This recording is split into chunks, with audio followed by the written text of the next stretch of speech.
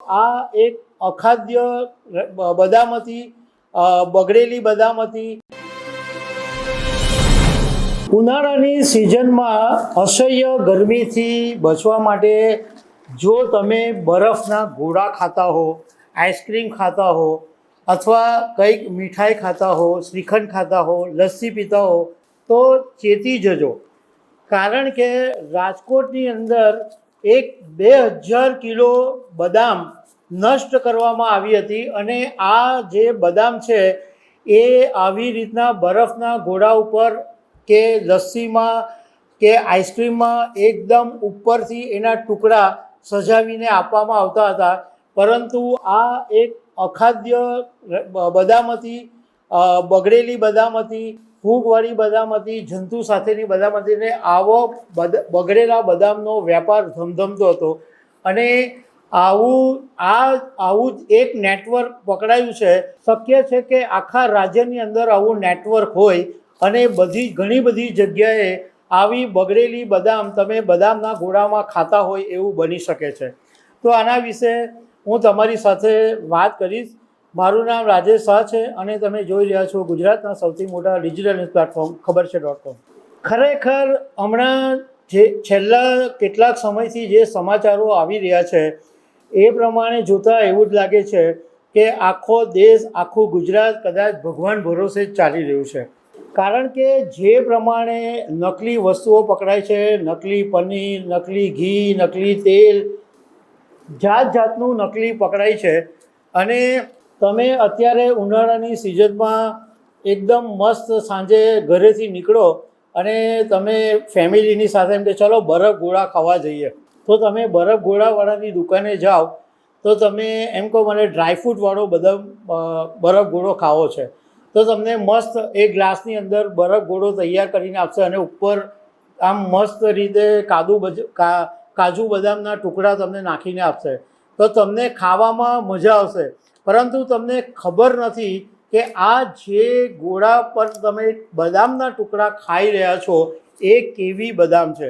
રાજકોટની અંદર મ્યુનિસિપલ કોર્પોરેશનના આરોગ્ય વિભાગે દરોડા પાડ્યા અને રાજકોટની અંદર જામનગર રોડ આવેલો છે ત્યાં માધાપર ચોકડી નજીક એક યોગી ઇન્ડસ્ટ્રીયલ એરિયાની અંદર હીર એન્ટરપ્રાઇઝ નામનું એક યુનિટ આવેલું છે અને એનો માલિક છે પ્રદીપ દુધાત્રા.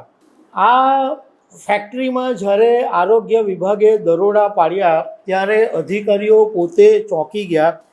કારણ કે મોટા પ્રમાણની અંદર બદામના ટુકડા હતા જે સાવ બગડેલા હતા, સાવ ખોરા હતા અને જીવજંતુ સાથેના હતા. અને આ બદામના ટુકડાઓને પ્રોસેસ કરવામાં આવતા હતા અને એ પછી આઈસ્ક્રીમ, શ્રીખંડ, મીઠાઈ ઉત્પાદકો, બરફ ગોળાવાળા એ બધાને સપ્લાય કરવામાં આવતા હતા. અધિકારીઓને એ વાતની પણ જાણકારી મળી કે આ જે બગડેલી બદામ છે એ આ પ્રદીપ દુધાત્રા જુદા જુદા રાજ્યોમાંથી ખરીદીને લાવતો હતો માત્ર 100 રૂપિયે કિલોના ભાવે. જે કોઈ ખાય નહીં, જે પશુઓ પણ નહીં ખાય એવી બગડેલી બદામ આ પ્રદીપ દુધાત્રા 100 રૂપિયામાં ભાવે લાવે અને બધા ઉત્પાદકોને આ બદામના આખા ટુકડા પ્રોસેસ કરી અને 700 થી 800 રૂપિયા કિલોના ભાવે એ વેચી દેતો હતો. અધિકારીઓને એ પણ જાણવા મળ્યું કે આ પ્રદીપ દુધાત છે એ એની પાસે ફૂડ લાઇસન્સ બી નથી કે એણે જીએસટીની નોંધણી પણ નથી કરાવી. અને મીડિયા સાથેની વાતમાં આ પ્રદીપ દુધાતે એવું કીધું કે આ બગડેલી બદામ છે હવે હું બીજી વાર નહીં લાવું, એવી વાત એણે કરી. આરોગ્ય વિભાગના અધિકારીઓએ કીધું છે કે આવી ફૂગગ્રસ્ત અને જંતુ દૂષિત બદામના વપરાશથી પેટમાં દુખાવો થઈ શકે છે, ઝાડા ઉલટી થઈ શકે છે, આંતરડાના ચેપી રોગ થઈ શકે છે. પણ નવાઈની વાત એ છે કે આ બગડેલી બદામના 2000 કિલો બદામ તો આરોગ્ય વિભાગના અધિકારીઓએ પકડી, પણ અત્યાર સુધીમાં કેટલાય ગ્રાહકો સુધી આવી બગડેલી બદામ પહોંચી ચૂકી હશે. અને હવે આરોગ્ય વિભાગના અધિકારીઓ રાજ્યભરની અંદર મોટું નેટવર્ક હોવાની શંકા વ્યક્ત કરી રહ્યા છે અને એ દિશાની અંદર તપાસ પણ કરી રહ્યા છે. આરોગ્ય વિભાગના અધિકારીઓએ કેટલાક આઈસ્ક્રીમ યુનિટોમાંથી પણ આ નમૂના લીધા છે અને લેબોરેટરીમાં મોકલી આપવામાં આવ્યા છે. આરોગ્ય વિભાગના અધિકારીઓએ એમ પણ કીધું કે આ પ્રદીપ દુધાત્રા છે એ રાજકોટ જિલ્લાના નાના નાના ગામડાઓ, રાજકોટ શહેર, બધી જગ્યાએ બરફ ગોળા વેચવાવાળા, લસ્સીવાળા, શ્રીખંડવાળા, મીઠાઈવાળા, આઈસ્ક્રીમવાળા બધાને જ આ બગડેલી બદામ સપ્લાય કરતો હતો.